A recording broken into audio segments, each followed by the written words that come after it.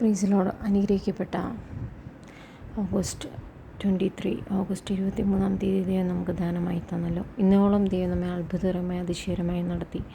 തൻ്റെ ചിറകിൻ കീഴിൽ ശരണം പ്രാപിക്കാൻ ദൈവം കൃപ നൽകി. തുടർന്നുള്ള നാളുകൾ ദൈവത്തിനു വേണ്ടി പ്രയോജനപ്പെടുവാൻ ദൈവനാമ മഹത്വത്തിനായി നമ്മെ തന്നെ ഏൽപ്പിച്ചു കൊടുക്കാം, നമ്മുടെ ജീവിതങ്ങളെ ഏൽപ്പിച്ചു കൊടുക്കാം.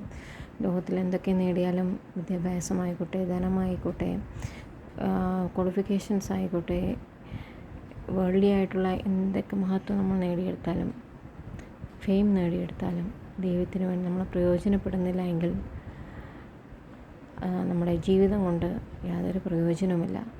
എല്ലാ ദൈവം തിരഞ്ഞെടുത്ത സെലക്റ്റഡ് വൺസിനെ കുറിച്ച് ദൈവം ആഗ്രഹിക്കുന്ന ദൈവത്തിൻ്റെ നാമഹത്വത്തിനായി തീരണം, ദൈവത്തിന് വേണ്ടി കൂടെ പ്രയോജനപ്പെടണം എന്നതാണ്. ഓരോരുത്തർക്കും ഓരോ വിളിയാണ്.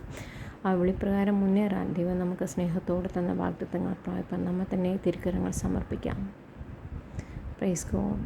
சொந்தமென்று சொல்லிக்கொள்ளான் உம்மை விட யாருமில்லை, சொத்து என்று அள்ளிக்கொள்ளா உம்மை விட எதுவுமில்லை. இயேசுவே இயேசுவே எல்லாம் இயேசுவே இயேசுவே இயேசுவே എല്ലാം യേശുവേയും തളമ്പുകളാൽ ഞാൻ സുഖമാനേനും വാർത്തയിനാൽ ഞാൻ ബലമാനേ. ഇന്നത്തെ വചന ധ്യാനത്തിനായി സങ്കീർത്തനങ്ങൾ 2. ജാതികൾ കലഹിക്കുന്നതും വംശങ്ങൾ വ്യർത്ഥമായത് നിരൂപിക്കുന്നതും എന്ത്? യഹോവയ്ക്കും അവൻ്റെ അഭിഷിക്തനും വിരോധമായി ഭൂമിയിലെ രാജാക്കന്മാർ എഴുന്നേൽക്കുകയും അധിപതികൾ തമ്മിൽ ആലോചിക്കുകയും ചെയ്യുന്നത്. നാം അവരുടെ കെട്ടുകളെ പൊട്ടിച്ച് അവരുടെ കയറുകളെ എറിഞ്ഞു കളക. സ്വർഗത്തിൽ വസിക്കുന്നവൻ ചിരിക്കുന്നു, കർത്താവ് അവരെ പരിഹസിക്കുന്നു. അന്ന് അവൻ കോപത്തോടെ അവരോട് അരുളി ചെയ്യും, ക്രോധത്തോടെ അവരെ ഭ്രമിപ്പിക്കും. എൻ്റെ വിശുദ്ധമായ സിയോനിൽ ഞാൻ എൻ്റെ രാജാവിനെ വാഴിച്ചിരിക്കുന്നു. ആമേൻ.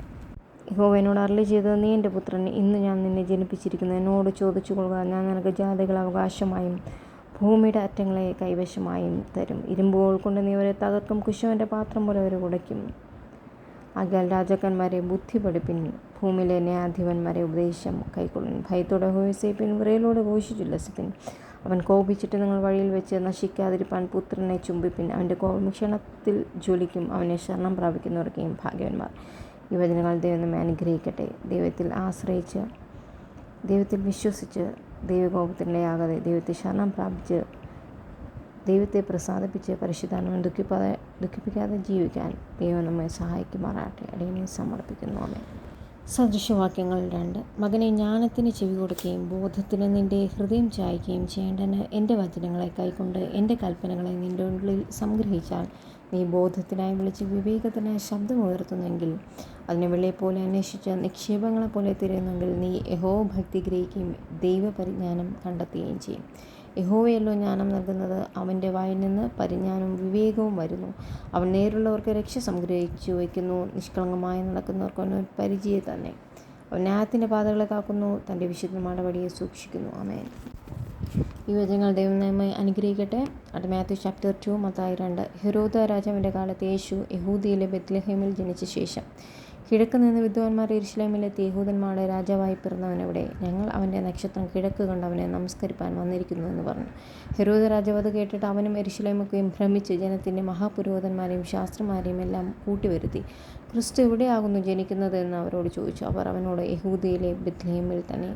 യഹൂദയ ദേശത്തിലെ ബെത്ലഹേമേ, നീ യഹൂദയ പ്രഭുക്കന്മാരിൽ ഒട്ടും ചെറുതല്ല. എൻ്റെ ജനമായ ഇസ്രായേലിനെ മേയ്പ്പാനുള്ള തലവൻ നിന്നിൽ നിന്ന് പുറപ്പെട്ടു വരും എന്നിങ്ങനെ പ്രവാചകൻ മുഖാന്തരം എഴുതിയിരിക്കുന്നു എന്ന് പറഞ്ഞു.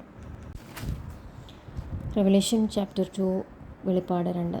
എഫെസോസിലെ സഭയുടെ ദൂതൻ എഴുതുക, 7 നക്ഷത്രം വലങ്കയിൽ പിടിച്ചുകൊണ്ട് 7 പൊൻനിലവിളക്കുകളുടെ നടുവിൽ നടക്കുന്നവൻ അരുളി ചെയ്യുന്നത്, ഞാൻ നിൻ്റെ പ്രവൃത്തിയും പ്രയത്നവും സഹിഷ്ണുതയും, കൊള്ളരുതാത്തവരെ നിനക്ക് സഹിച്ചുകൂടാത്തതും, അപ്പോസ്തലന്മാരല്ലാതിരിക്കെ നിങ്ങൾ അപ്പോസ്തലന്മാർ എന്ന് പറയുന്നവരെ നീ പരീക്ഷിച്ചു കള്ളന്മാർ എന്ന് കണ്ടതും, നിനക്ക് സഹിഷ്ണുതയുള്ളതും എൻ്റെ നാമനിമിത്തം നീ സഹിച്ചതും തളർന്നു പോകാത്തതും ഞാൻ അറിയുന്നു.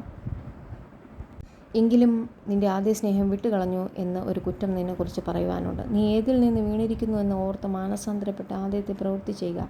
അല്ലാഞ്ഞാൽ ഞാൻ വരികയും നീ മാനസാന്തരപ്പെടാഞ്ഞാൽ നിൻ്റെ നിലവിളക്ക് അതിൻ്റെ നിലയിൽ നിന്ന് നീക്കുകയും ചെയ്യും. എങ്കിലും നിക്കൊലോവ്യരുടെ നടപ്പ് നീ പകയ്ക്കുന്നു എന്നൊരു നന്മ നിനക്കുണ്ട്. അത് ഞാനും പകയ്ക്കുന്നു. ആത്മാവ് സഭകളോട് പറയുന്നത് എന്തെന്ന് ചെവിയുള്ളവൻ കേൾക്കട്ടെ. ജയിക്കുന്നവന് ഞാൻ ദൈവത്തിൻ്റെ പറുദീസയിലുള്ള ജീവവൃക്ഷത്തിൻ്റെ ഫലം തിന്മാൻ കൊടുക്കും. ആമേൻ. നമുക്ക് ജയിച്ച് ദൈവത്തിൻ്റെ പറുദീസയിലുള്ള ജീവവൃക്ഷത്തിൻ്റെ ഫലം കഴിക്കാനായി ഒരുങ്ങാം, വരുവനായി ഒരുങ്ങാം. പ്രിയ മക്കളെ, പരീക്ഷയിൽ അകപ്പെടുത്താതെ ദുഷ്ടനെ വിടുവിക്കാൻ ദൈവം നമ്മളെ സഹായിക്കട്ടെ. ലോഞ്ചിടം പിശാചിനെ വിടുവിക്കട്ടെ.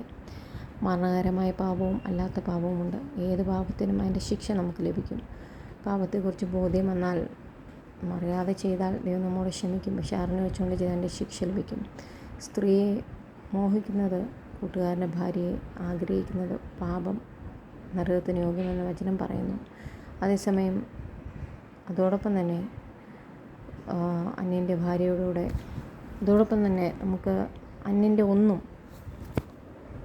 നമ്മൾ ആഗ്രഹിക്കാൻ പാടില്ല. സർവ്വവും നമുക്ക് ദൈവം ദാനമായി നൽകും. ആമേൻ. വാഗ്ദത്തങ്ങൾ ദൈവം തന്നിരിക്കുന്ന നമ്മെ സൃഷ്ടിച്ച ദൈവത്തിന് നമ്മെക്കുറിച്ചൊരു ഉദ്ദേശമുണ്ട്. നാം തിരഞ്ഞെടുക്കപ്പെട്ടവരാണെന്ന് ബോധ്യം ഏത് പ്രതികൂലാവസ്ഥയിലും നാം ഓർക്കണം. ആമേൻ. ഏത് മുള്ളിൻ്റെ പാതയിൽ കൂടി പോയാലും അതിൻ്റെ ഇടയിൽ താമര എന്ന പോലെ ദൈവം നമ്മെ കാത്തു സൂക്ഷിക്കും. മനസ്സുകൊണ്ടും വാക്കുകൊണ്ടും പ്രവൃത്തി കൊണ്ടും പൂർണ്ണ വിശുദ്ധരായി നമുക്ക് ജീവിക്കാം. കൊല്ലരുതെന്ന് പറഞ്ഞവൻ, എൻ്റെ ഭാര്യയുടെ കൂടെ പോകരുതെന്ന് പറഞ്ഞവൻ, ആ ദൈവം തന്നെ പരിശുദ്ധനായ അഗ്നിജ്വാലയ്ക്കത്ത് കണ്ണുള്ളവൻ അരുളി ചെയ്യുന്നു, ഒന്നിനെ നീ മോഹിക്കരുത്, ഹൃദയം കൊണ്ട് ആഗ്രഹിക്കരുത്. നിനക്ക് തന്ന ജീവിത പങ്കാളിയെ തന്നെ അന്ത്യം വരെയും ഏത് ജഡത്തിൻ്റെ ആഗ്രഹം എന്നാൽ നമ്മൾ ജീവിത പങ്കാളിയാണ് ഓർക്കേണ്ടത്. അന്യ സ്ത്രീയോ അന്യ പുരുഷനെ കൊണ്ട് വശീകരിക്കപ്പെടാതെ എൻ്റെ യൗവനത്തെ ഭാര്യയെ ലസിച്ചു കൊള്ളുക. ദൈവം ആദാമിന് ഹവ്വയെ കൊടുത്തു, ഹവ്വയ്ക്ക് ആദാമിനെ കൊടുത്തു. ആ ജീവിത പങ്കാളിയിൽ തന്നെ നമ്മൾ ദൈവസ്നേഹം വെളിപ്പെടുത്തി ദൈവം പറഞ്ഞ കൽപ്പനകളനുസരിച്ച് നമ്മൾ ഏത് ജഡപ്രകാരം മോഹം വന്നാലും നമ്മുടെ ജീവിത പങ്കാളിയെ ഓർക്കുക. മറ്റുള്ള യാതൊരു മോഹത്തിലും പെട്ടുപോകാതെ ദൈവകോപത്തിന് അന്യായം നമ്മൾ ജീവിക്കാം. ചിലർ പറയും ചെറിയ തെറ്റുകൾ നോക്കുന്നതും ആഗ്രഹിക്കുന്നതും തെറ്റല്ല. ശരീരം കൊണ്ട് നേരിട്ടല്ല ചെയ്യുന്ന പാവം തെറ്റല്ല. എല്ലാം അഗ്നിനരകത്തിന് യോഗ്യമാണ്. ഹൃദയം കൊണ്ട് ആഗ്രഹിക്കുന്നതും തെറ്റാണ്. അതാണ് മോഹിക്കരുത് എന്ന് പറഞ്ഞിരിക്കുന്നത്. അന്ത്യത്തോളം ഭാര്യയെ പുലർത്തണം. സ്ത്രീ ബലഹീന ജാതി എന്ന് പറഞ്ഞിരിക്കുന്നു. ഭരിക്കാൻ മാത്രമല്ല പുരുഷന്മാർക്ക് അധികാരമുള്ള, ഭാര്യയെ സ്നേഹിക്കാനും അധികാരമുണ്ട്. എല്ലാ വചനവും ദൈവപരിശുദ്ധന്മാർ സംസാരിച്ചിരിക്കുന്നു. എല്ലാം ജീവിതത്തിൽ നമ്മളത് പ്രാവർത്തികമാക്കേണ്ടതുണ്ട്. അല്ലെങ്കിൽ ദൈവത്തിൻ്റെ കോപത്തിന് പാത്രമാവും. ദൈവത്തിൻ്റെ ചോദ്യത്തിനും നമ്മൾ നിൽക്കാൻ കഴിയില്ല. വരുവനായി നമ്മെ ഒരുങ്ങാൻ ദൈവത്തിൻ്റെ ഭാരം വളരെ അടുത്തിരിക്കുന്നു. ദൈവം നമ്മെ സഹായിക്കട്ടെ. കർത്താവെ ഏവരെ അനുഗ്രഹിക്കണം. Hallelujah. God bless you. God bless you. Praise the Lord. I love you, God, Mom. I strength.